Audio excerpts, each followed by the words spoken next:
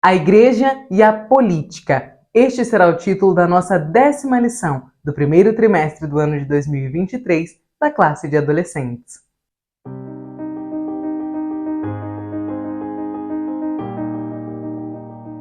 A paz do Senhor, querido aluno e professor da Escola Bíblica Dominical. Eu sou a irmã Damaris, sou professora da EBD, na congregação em que sirvo ao Senhor aqui na Assembleia de Deus em Curitiba. E hoje eu estou aqui para que nós possamos continuar meditando juntos a respeito de uma igreja relevante, de uma igreja que é o diferencial na sociedade em que ela está inserida, que é o tema que nós estamos abordando ao longo do trimestre com os nossos adolescentes da classe juvenis. Então hoje nós iremos falar sobre a igreja e a política. Eu sei. É um tema bastante polêmico, ainda mais nos últimos anos, né? Aqui no nosso país, tem gerado muita divergência, dividido inclusive famílias, mas nós iremos falar não a nossa opinião, iremos falar o que a Bíblia nos ensina a respeito da política e vamos entender como é que nós cristãos, que temos a nossa vida pautada pelo livro sagrado, devemos nos portar quando o assunto é política. Antes de nós entrarmos na nossa aula, eu quero agradecer você por estar aqui, por me dar a oportunidade de te auxiliar na preparação das suas aulas da Escola Bíblica Dominical. Eu fico muito feliz, muito honrada, muito grata. Quero pedir também aquela troca. Por favor, deixe o seu like aqui nesse vídeo. Se você ainda não é inscrito, seja muito bem-vindo aqui, inscreva-se nesse canal. E se você quiser deixar um comentário, uma sugestão, uma dica, ou se você apenas quiser me contar de onde você está me assistindo, qual a sua congregação, quem é o seu pastor, eu vou ficar muito feliz em te conhecer e em poder te responder. Amém? Posso contar com você? Vamos então para a nossa aula? Ela está programada para ser ministrada no dia 5 de março, já estamos aí quase chegando no terceiro mês do ano, para a glória de Deus, quase finalizando a nossa primeira revista. E o versículo-chave da nossa lição, ele está registrado lá em Romanos, capítulo 13 e versículo 7. Olha só o que o apóstolo Paulo, inspirado pelo Espírito Santo, nos mostrou, nos deu a entender, nos ensinou de que forma deve ser o nosso posicionamento político. Olha só o que esse texto diz. Portanto, dai a cada um o que deveis. A quem tributo, tributo. A quem imposto, imposto. A quem temor, temor. E a quem honra, honra. Já diz bastante coisa esse texto, não é mesmo? Temos aqui então a nossa leitura semanal. Lembre os seus alunos de fazer essa leitura para que eles tenham mais profundidade bíblica e para que eles aproveitem todos os recursos que a lição nos oferece. A leitura bíblica em classe, ela está primeiro em Mateus 22, dos versículos 15 ao 21, e também em 1 Timóteo, capítulo 2, e versículos 1 ao 5. Os objetivos da nossa aula são, primeiro, explicar os conceitos de política e sociedade. Segundo, destacar as orientações bíblicas para os cristãos sobre as responsabilidades civis. Terceiro, demonstrar que a Igreja de Cristo pertence e serve ao reino de Deus. Amém? Meus irmãos, antes de nós começarmos a leitura aqui da nossa introdução, eu gostaria de lembrar a você, que nós, inclusive, é o tema aqui do Conectado com Deus, né? Dessa partezinha da lição que fica embaixo da leitura bíblica em classe, que nós cristãos temos duas cidadanias. Uma cidadania terrena, do país, né, no qual nascemos, e uma cidadania celestial, que é para onde voltaremos. Então, é óbvio que por termos duas cidadanias, nós temos responsabilidades no país em que estamos e também responsabilidades na nossa pátria celestial. Então, no nosso país, nós devemos arcar com as responsabilidades que nos são impostas por sermos brasileiros, por sermos cidadãos aqui do Brasil. E também não devemos nos esquecer e precisamos arcar com as responsabilidades que nos são impostas por sermos cristãos, como o testemunho cristão, por exemplo. Então, o que nós iremos aprender nesta lição em que falaremos a respeito de política é que aquele comentário bastante ignorante que algumas pessoas fazem, alguns cristãos, infelizmente, no período eleitoral, naquele período que as coisas ficam um pouco mais acirradas, de que, eu sou crente, eu não devo me meter em política, ele não é um comentário bíblico, porque a palavra de Deus nos ensina qual deve ser o posicionamento do cristão. Então, para abrir a nossa aula, nós podemos perguntar aos nossos alunos se eles acham que cristão deve ter um posicionamento político. Você pode começar com um debate saudável, mediado por você, professor, lembrando que nós não estamos aqui, não estaremos, né, na sua aula, você e seus alunos no caso, para falar de partidos políticos, mas para falar do que é a política, o campo geral. E dentro da política, o cristão deve se interessar por política, o cristão deve se posicionar politicamente, ele deve ir votar, ele deve escolher alguém para lhe representar? Pode ser uma pergunta, algumas perguntas para que você inicie a sua aula com os seus alunos. Passada essa parte, nós podemos entrar aqui na nossa introdução e entender que, nos últimos anos, a pauta política se tornou muito popular. Nós sabemos que, antigamente, as pessoas mal sabiam quem eram os representantes políticos, de que forma se organizava a Câmara dos Deputados, deputados federais, quantos eram por cada país, por cada estado, né, os representantes políticos ali. E hoje nós sabemos que a política se tornou uma pauta extremamente visada, uma pauta extremamente polêmica, mas não só polêmica. Hoje quase todo mundo gosta de falar de política, de emitir a sua opinião, ainda mais por conta das redes sociais. Então, esse assunto que chegou até as mesas, né, do café, do almoço, das famílias, nós precisamos entender que, por mais que ele é um assunto polêmico, nesta lição nós iremos entender uma direção, uma explicação, teremos um olhar diferente para o que é política. Porque nós não iremos falar apenas da política naquele sentido eleitoral, ali de meu candidato. Não, nós iremos entender o que é a política de uma forma mais ampla. Então, nesta aula, nós iremos entender mais do que é a política, iremos entender o que é a política a partir da visão bíblica. Amém? Vamos então agora para o nosso primeiro tópico, Estado e sociedade. Bom, Estado é o conceito que se refere a um país soberano, politicamente organizado, com estrutura e legislação própria, como é o caso do nosso país, Brasil. Cada estado ou país tem uma forma de governo, isto é, um modelo de organização política. Ao longo da história, já existiram muitas formas de governo. Então tiveram monarquia, república, parlamentarismo, isso falando da história mundial. A Constituição Federal de 1988, a brasileira, né, a que rege o nosso país, ela traz em seu primeiro artigo que a forma de governo adotada pelo Brasil é a República Federativa. O sistema político vigente em nosso país, portanto, é a democracia, de modo que todos os cidadãos têm o direito de eleger seus dirigentes por meio de eleições que ocorrem periodicamente. Só nesse início, você, professor, pode organizar um quadrinho e mandar no WhatsApp para os seus alunos, se vocês preferirem assim, ou escrever no quadro, se você tiver um quadro branco, ou mesmo um quadro de giz na sua sala, ou quem sabe, através de uma cartolina ou de um papel ali, né, fazer uma impressão, e explicar para os seus alunos o que é uma monarquia, o que é uma república, o que é um parlamentarismo, o que é uma república federativa, como é o caso do nosso país, para que não fiquem dúvidas, para que não restem dúvidas para os seus alunos a respeito do que é que nós estamos falando. Porque às vezes nós supomos que o assunto política se tornou comum e todo mundo sabe o que é. O assunto política ele se tornou muito comum, está acessível hoje para todas as pessoas, mas está mais acessível no quesito partidário, no quesito quem é a pessoa que eu quero que me represente. Mas falta esse estudo, esse entendimento do que realmente é a política e de que forma um país, um estado pode se organizar politicamente falando. Então acho válido que nós professores tragamos para a nossa aula, possamos preparar para os nossos alunos um conteúdo bastante rico a respeito do que é, né? A respeito do que nós estamos falando e de esses temas que apareceram aqui, eles possam entender, para que não fique só meio pincelado, mas que eles saibam exatamente do que é que nós estamos falando. Segundo o parágrafo, política é a arte ou a ciência de governar.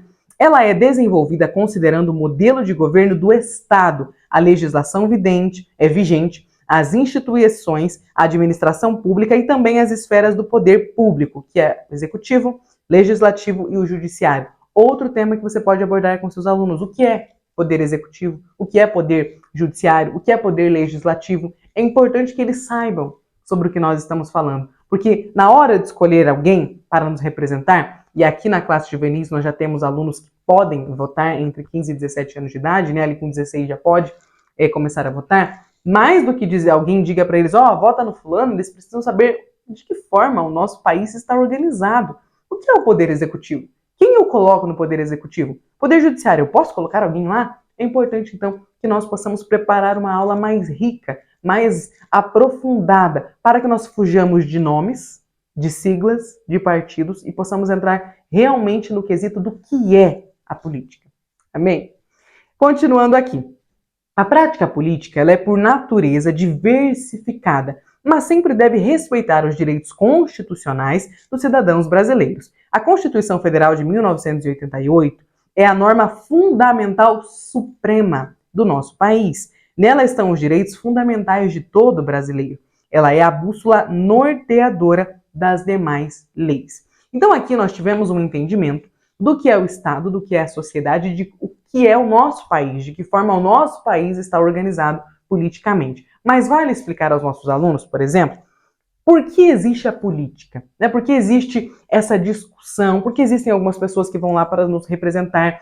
Os estados precisam mesmo de política? Nós precisamos dessa organização governamental para que hajam poderes ali, pessoas nos representando? Veja bem, de que forma a política surgiu? Quando nós pensamos em vamos se reunir para votar, vamos pensar aqui numa estrutura menor para podermos ampliar. Você mora lá no seu condomínio, por exemplo. Lá tem várias pessoas, vários moradores de vários apartamentos, e existe lá um síndico, alguém que vai falar, olha, vamos nos unir para votar quando será a pintura do prédio. Que cor pintaremos o prédio? Qual será o valor, né? Temos aqui com a tinta média, nós temos esse valor. Com a tinta muito boa, nós temos esse valor, e com uma tinta top de linha será esse valor. E aí reúne os moradores, e os moradores votam a respeito do que eles desejam. Quando pintar, quanto pagar na pintura. Quanto mais pessoas desejarem uma coisa só, aquela coisa será, por questão de democracia, por questão de voto, será o que todos terão que acatar. Por exemplo, se tem lá 20 pessoas reunidas, né, na reunião de condomínio, 15 pessoas votaram que querem usar a tinta média. Aí 2 pessoas falaram, não, mas a tinta top de linha é a melhor de todas. Mas, porque a maioria votou, será o acatado por todos. Veja bem, isso é numa reunião de condomínio. Isso é para 20 moradores. É possível que 20 pessoas se organizem e venham lá discutir a respeito da cor do prédio, não é mesmo? É possível. Agora pensa comigo. Quando nós falamos de um país, quando nós falamos de uma cidade, de um estado, nós estamos falando de muitos moradores, muitas pessoas. Na minha cidade aqui, nós temos aproximadamente 1,5 milhão de habitantes só em Curitiba. Agora imagina, vamos asfaltar a rua lá do bairro Portão, por exemplo, um bairro aqui de Curitiba. Vamos reunir todos os moradores do bairro Portão para discutir como é que nós vamos fazer, né? Vamos asfaltar essa rua. É possível na vida real? Não é. Porque como é que nós vamos reunir todo mundo? Não. Vamos reunir todos os cidadãos de Curitiba, 1,5 milhão de pessoas, no horário tal. Em que lugar? Como é que nós faremos isso? Não é possível. Por que a política surgiu? Porque as pessoas precisam trabalhar, têm compromissos na vida diária. Não é possível que todos os cidadãos de uma cidade parem tudo o que estão fazendo e venham discutir quanto será o salário do próximo ano. Quanto será o salário da categoria policial, da categoria dos professores, da categoria dos médicos. Não dá para nós pararmos a nossa vida toda hora para fazer isso. Então, o que é a política? Como todos os cidadãos não podem parar as suas vidas para decidir por todos os dias, é melhor que cada pequena vila, cada pequeno bairro, cidade, estado, país, possa decidir quem vai decidir por ele. Então, aqui na minha vila, nós decidimos quem é que nós gostaríamos que representasse o nosso bairro, sendo um vereador da nossa cidade.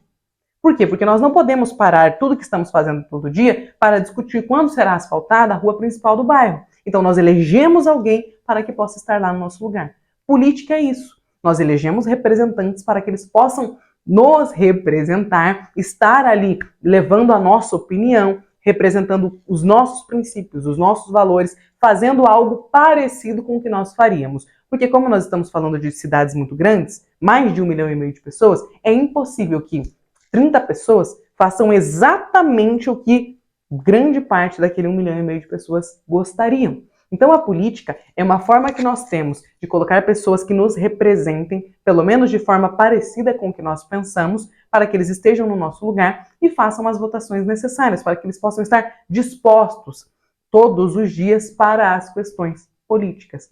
Política é isso. Ah, mas eu não gosto da forma que a política funciona. Nós podemos não gostar, mas nós precisamos concordar que é um bom modelo para o bom andamento da sociedade. Não é possível, como eu falei, numa sociedade... Irmãos, vamos pensar aqui, num bairro lá com 500 habitantes. Já não dá para reunir as pessoas num lugar só para votar? 500 pessoas votando, imagina? Se você é líder de adolescentes, de jovens, você sabe que naquele ensaio que alguém decidiu, vamos escolher a cor da camiseta com os adolescentes. Tem 30 adolescentes. Vai escolher a cor de uma camiseta. Já dá B.O. Já sai, né? Eu quero essa cor, eu quero aquela cor. Imagina se nós fôssemos reunir todos os dias as pessoas para decidirem o que eles querem na esfera do bairro, na esfera da cidade, do estado. É impossível. Então é por isso que nós escolhemos representantes que mais se aproximam com aquilo que nós pensamos para que eles possam colocar, levar à discussão, levar em pauta aquilo que nós gostaríamos de poder falar, mas não podemos estar lá falando todos os dias por uma questão de logística. Deu para entender? Entendendo isso, vamos começar agora aqui no segundo tópico a entender a respeito dos cristãos, da Bíblia e da política. Como se conversa estes três itens? Veja só, todo cidadão brasileiro tem direitos e deveres perante a lei e perante o Estado. E os cristãos estão inseridos nesse grupo. Nós não estamos fora do grupo que tem direitos e deveres porque nos tornamos cristãos. Nós não estamos fora das decisões políticas porque nossa pátria é a celestial. A nossa pátria também é a celestial, assim como também é a brasileira. Então nós não ficamos fora das decisões políticas e também não deixamos de ser afetados por decisões políticas porque somos cristãos. Então, continuando, olha só. Por outro lado, nós cristãos temos a vida dirigida por um livro verdadeiramente supremo, que é a Bíblia Sagrada. Mesmo que nós tenhamos direitos e deveres no nosso estado, no país em que estamos, né, tenhamos uma lei que nos rege, nós também temos a Bíblia Sagrada. Então nós temos basicamente, é como se fossem duas leis que nos regem, sendo que a Bíblia Sagrada é a lei suprema. Então veja só, a palavra de Deus ela nos aponta alguns princípios para o comportamento dos cristãos em relação às autoridades governamentais. Então, só um minuto. Eu falo que eu começo a gravar, aí começa a surgir o bolo, passando o carro para lá e para cá. Primeiro princípio para o comportamento dos cristãos: obediência às leis e respeito ao governo. O cristão deve viver honestamente, cumprindo a lei e respeitando as autoridades. Segundo, intercessão. O cristão deve orar pelas autoridades, a fim de que eles possam ter uma vida calma e pacífica, com dedicação a Deus e respeito aos outros. Em especial, os cristãos devem orar para que os seus governantes conheçam a Jesus e sejam salvos, como o apóstolo Paulo nos ensina na carta que ele escreveu para o jovem pastor Timóteo, 1 Timóteo, capítulo 2, dos versículos 1 ao 4. Nós devemos orar para que os nossos governantes tomem boas decisões para que tenhamos uma vida calma e pacífica.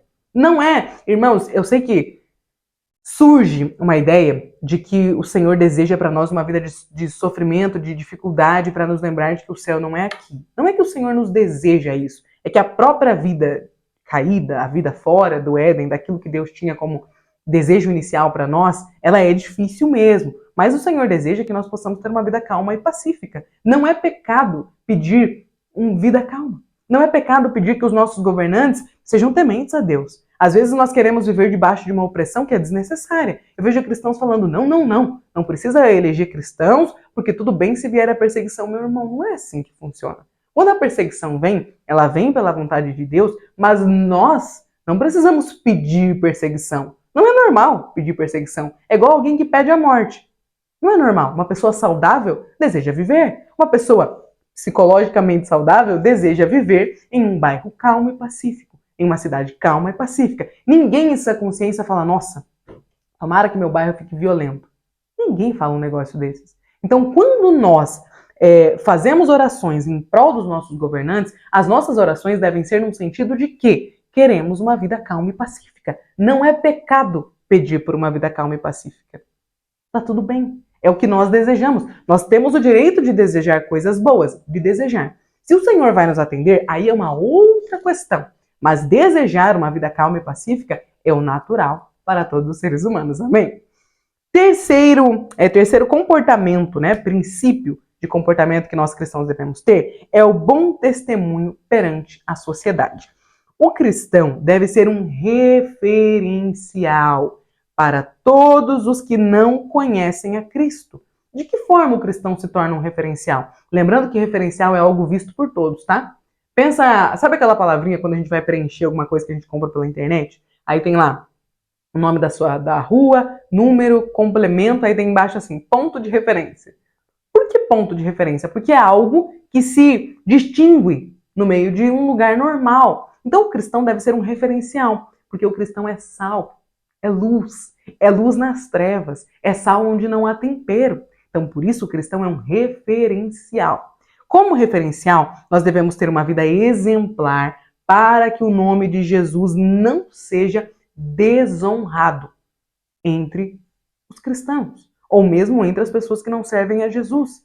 Eu lembro que numa das aulas do trimestre passado, eu disse o seguinte, que nós possamos pedir a Deus para que Ele nos ajude a ser alguém que seja um bom referencial para que as pessoas queiram vir a Cristo, mas que o Senhor nos livre de ser uma pedra de tropeço para que os nossos vizinhos, as pessoas que convivem conosco, não queiram jamais vir a Cristo porque falam, nossa, é para ser crente, igual aquele fulano que trabalha comigo, não quero nem saber de passar na igreja. Então que o Senhor nos livre de ser uma pedra de tropeço no caminho de alguém, mas que nós possamos ser pessoas, a luz de Cristo possa brilhar em nós para que as pessoas olhem para nós, as outras pessoas, as pessoas que não servem a Cristo, olhem para nós e pensem, eu quero servir a Cristo porque aquela pessoa é diferente. Eu quero ter o brilho que ela tem. Amém?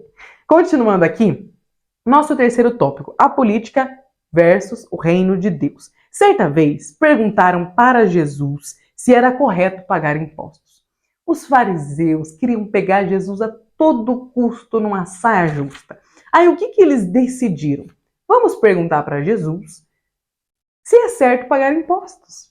Vamos ver se ele consegue sair dessa saia justa. Aí olha só, como que o Senhor se comportou diante disso. Primeiro, o contexto deste versículo é o seguinte, os judeus eles estavam sob o domínio romano, o Império Romano dominava o mundo todo naquela época de Jesus, em que Jesus e os discípulos estavam tendo essa conversa quando os fariseus fizeram essa pergunta.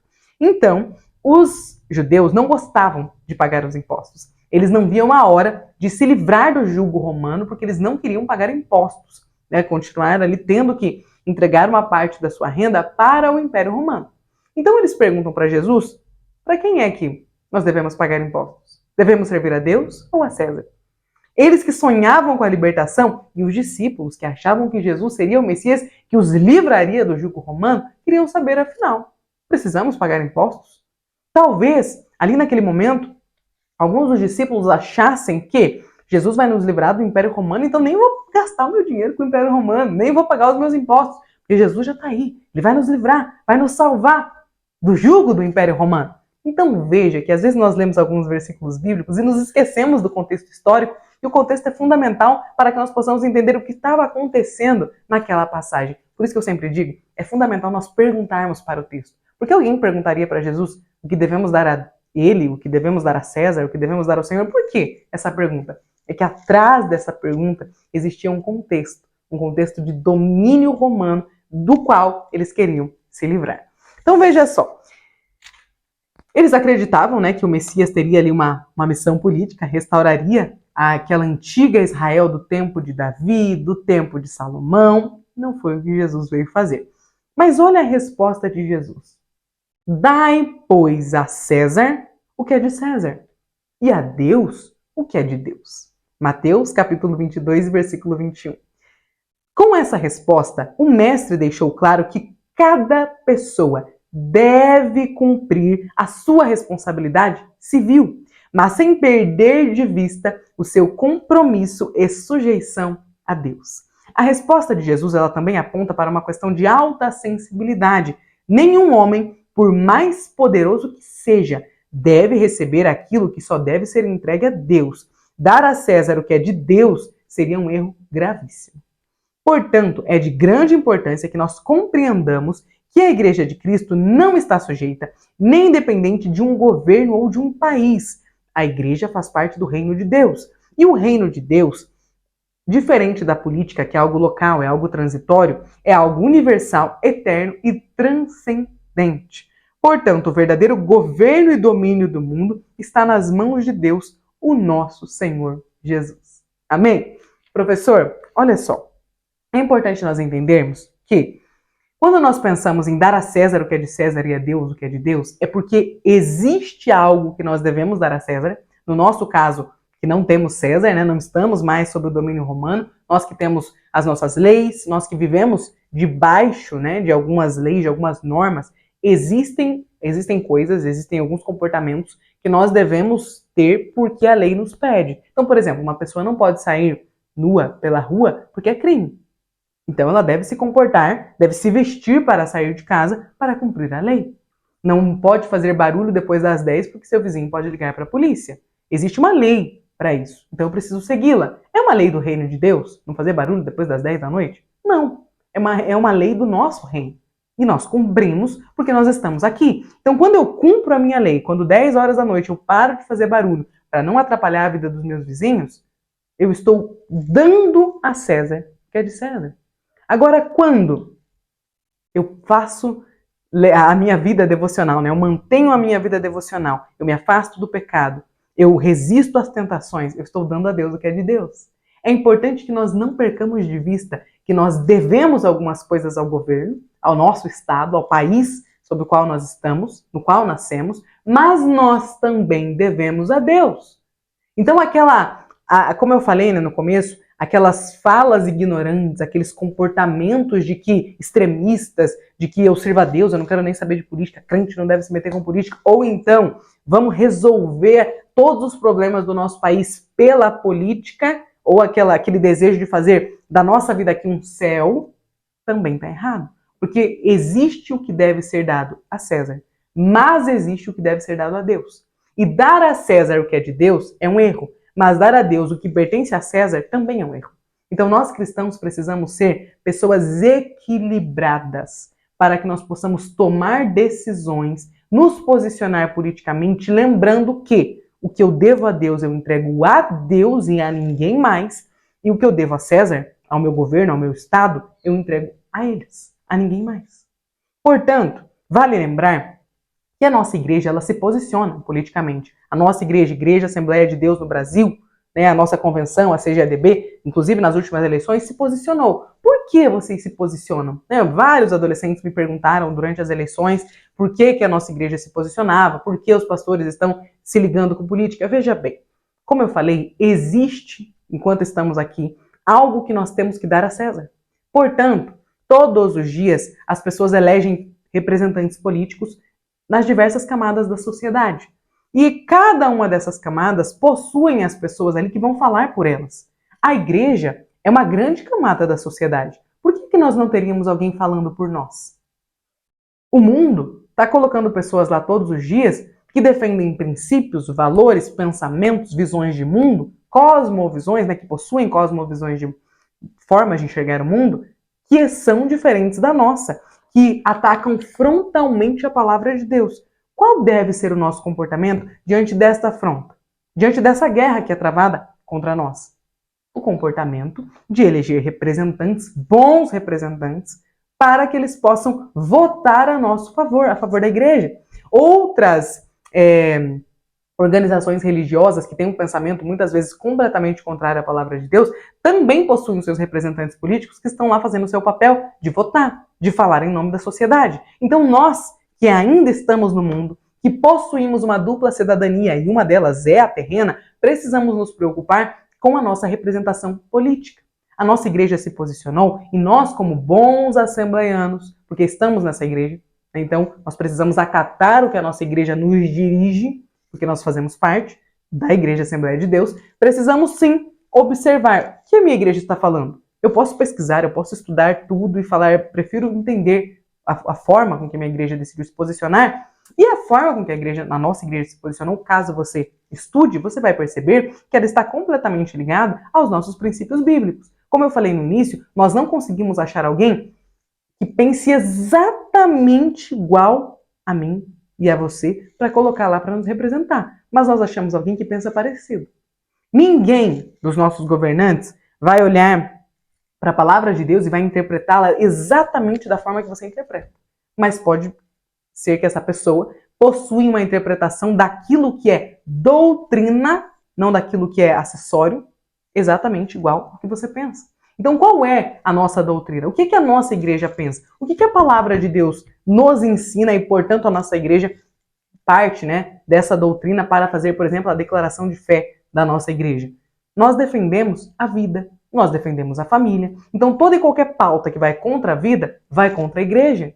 Nós defendemos a família. Qual família? A família que Deus estabeleceu. O casamento não foi uma criação cultural. Nenhuma sociedade pode otorgar para si, trazer para si a patente do casamento. Porque quem estabeleceu o casamento foi Deus.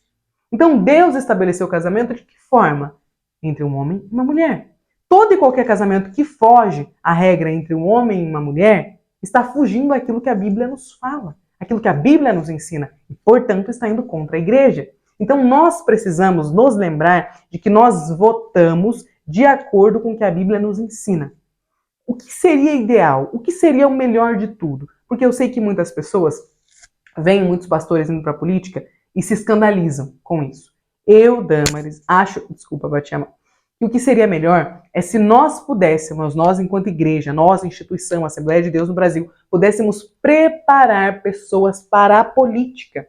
Assim como nós temos desde a adolescência, já adolescentes dentro da nossa igreja com inclinações para a música, com inclinação para a pregação, com inclinação para ser ministro de louvor, nós precisamos olhar, identificar na nossa igreja pessoas que possuem identificação, que possuem inclinação com a área política e prepará-los para que sejam bons representantes do que a palavra de Deus nos diz que é o certo. Deu para entender o porquê de nós precisarmos ter representantes políticos enquanto cidadãos brasileiros? É porque nós estamos aqui. Quando o Senhor voltar para nos buscar, Maranata, nós não precisaremos mais nos preocupar com essas questões políticas. Mas enquanto nós estamos aqui, nós precisamos todos os dias nos preocupar em tirar o lixo de dentro de casa, não precisamos? A gente não tem que descobrir quando você muda de bairro, por exemplo. Você não tem que descobrir que dia que passa o lixo reciclável, o lixo normal, né, o orgânico, depois o lixo normal. Nós precisamos descobrir. Por quê? Porque nós ainda estamos aqui. Quando nós chegarmos no céu, a gente não vai precisar se preocupar com essas questões triviais. Mas enquanto nós estamos aqui na Terra, enquanto nós temos essa dupla cidadania, nós precisamos nos preocupar em continuar entregando a Deus tudo que devemos a Ele e também entregando a César, ao Estado, ao país, tudo que devemos a eles. Amém? Deu para entender? Professor, eu desejo que o Senhor Jesus te abençoe.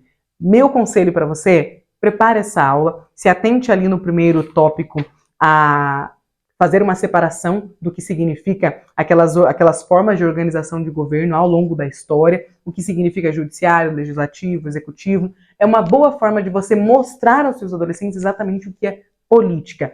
Faça o possível para se abster de nomes, para se abster de siglas, para não entrar naquela discussão de eu votei nesse, votei... Não, foge disso, porque a nossa aula não é sobre isso. A nossa aula é sobre o que é política. Por que a igreja precisa se relacionar com as questões políticas, pensar no que fazer com a política, eleger representantes? Por quê?